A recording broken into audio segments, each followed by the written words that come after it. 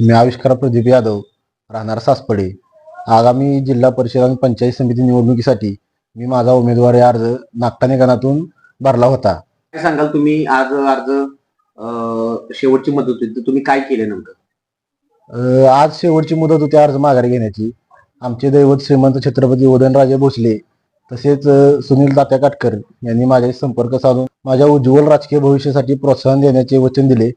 त्यामुळे मी माझा उमेदवारी अर्ज आज दुपारी माघारी घेतलेला आहे.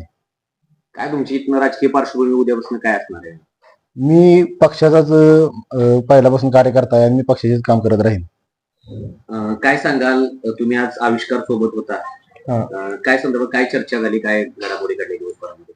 आमचे दैवत श्रीमंत छत्रपती उदयनराजे भोसले तसे माजी शिक्षण सभापती सुनीलजी तात्या काटकर तसेच कुलदीप अण्णा क्षीरसागर यांनी आम्हाला सांगितलं आविष्कारचा अर्ज माघारी घ्या, त्याचा भवितव्य खूप मोठं आहे.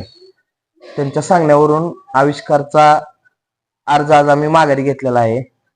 पुढील वाटचालीस त्यांनी सांगितलंय पुढील वाटचालीस त्यांनी सांगितलेलं आहे की योग्य प्रकारे योग्य ठिकाणी योग्य संधी देण्यात येईल. त्या गोष्टींसाठी आम्ही अर्ज आज माघारी घेतलेला आहे.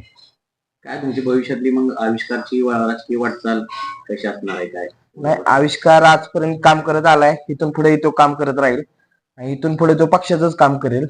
जो आदेश महाराज साहेबांचा असेल त्याच आदेशाने तो इथून पुढचंही काम करत राहील. ज्या अनुषंगाने ज्या लोकांनी मला जाहीर पाठिंबा दर्शविला होता, तसेच ज्या लोकांनी माझ्यावर प्रेम केले, मी त्यांचे आभार आहे. आणि हीच सेवा पद असो किंवा नसो, मी कायम तुमचा सेवेकरी राहीन.